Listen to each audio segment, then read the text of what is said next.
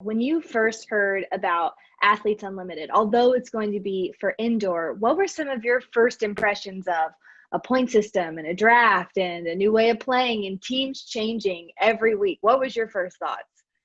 Yeah, well, I knew about the league for a while, and my initial thought was, okay, they've tried to do this so many times. Like, is it actually going to happen this time? And I was stoked when it came to fruition and is actually going to happen. And then I thought it was going to be a normal, type of league. I just recently found out about the point system, and I think it sounds really exciting. I think it's different from any other sport that's out there right now and makes me excited to watch. And it's just super cutthroat. So I feel like you have to be on your game every single, match and training really hard. You can never get complacent, which actually reminds me a lot of beach volleyball, like we don't have contracts, it's all prize money. And if you don't perform, like you don't do well. And it's very, there's no subs, there's not even any coaching. So it's like, it's all on you and you have to, it's self-driven and you control your destiny. And so I feel like it kind of mirrors what you guys are doing. Obviously, Olympic qualifying can take you all over the world in different leagues and organizations you can play with. But with the AVP in the summer, you're here in the United States. So you get that experience as a beach volleyball player, playing at home, playing in front of friends and family. How impactful do you think it'll be for the American players with AU to get the chance to play at home for probably the first time since college?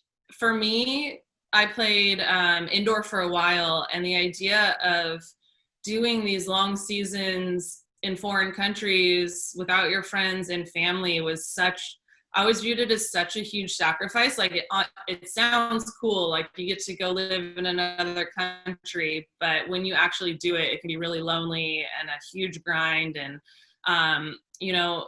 it can push people out of the sport, and it wasn't for me, and it pushed me out of indoor volleyball. And so I think the fact that there's an opportunity to play at home is huge for our sport and hopefully entices more players to stick with it, especially in that gap where you're coming out of college, maybe you don't have the best contracts overseas yet, and you can subsidize that and work on your game and get better competing with the best American players and hopefully, improve or enhance your career that way, which is the same thing for the AVP. If we didn't have the AVP, it'd be impossible to play internationally. Like if anything, it's a way to make money and fund your Olympic dreams. And so I imagine it'll be the same thing for the indoor players.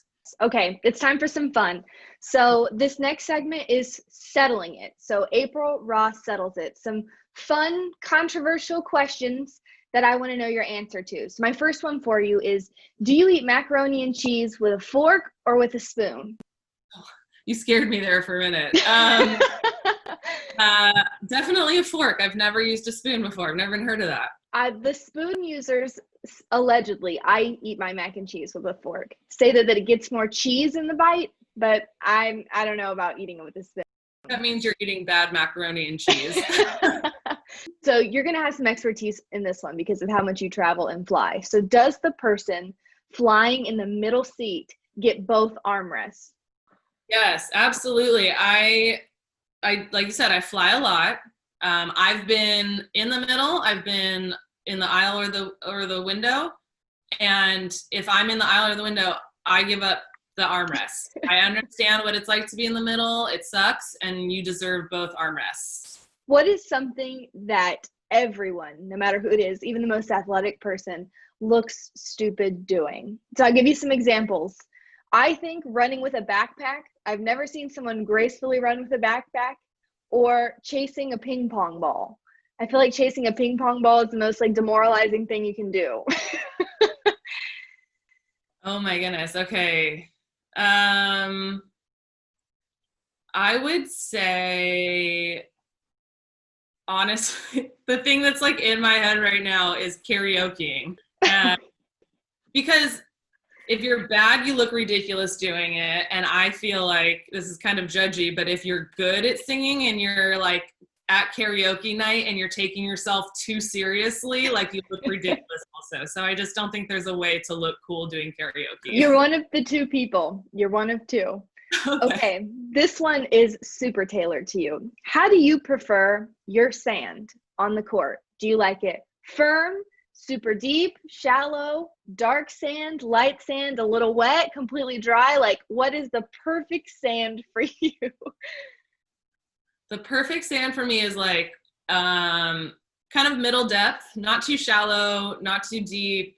I like playing in the morning. It has maybe been a little bit dewy, so it's not completely dry, but it's not completely wet either. That would be perfect. Most of the time I don't get, the perfect sand, and that's okay, but that would be my wish. My last question for you, just as we head into the new year and there's more opportunities to watch volleyball on TV, whether it's beach, whether it's indoor with AU, what would you tell fans that maybe don't watch volleyball regularly or who you want to maybe become a volleyball fan? Why should they tune in and support women's volleyball this coming year?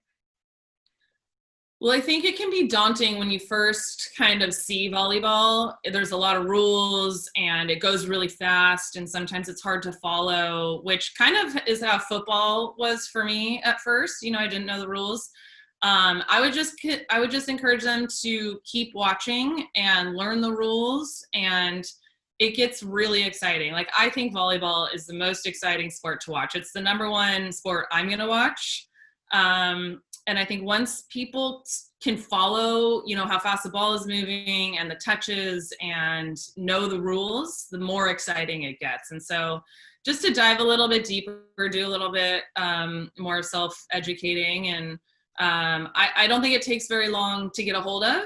And I guarantee it'll be people's favorite sport. So I don't know. You don't have to sell me on it. I feel like if you just give it a chance, it's such an exciting sport. Absolutely. Well, April, thank you so much for joining me today on Athletes Unplugged. We can't wait to cheer you on in Tokyo 2021 this coming summer. Well, thanks for having me, and I can't wait to watch.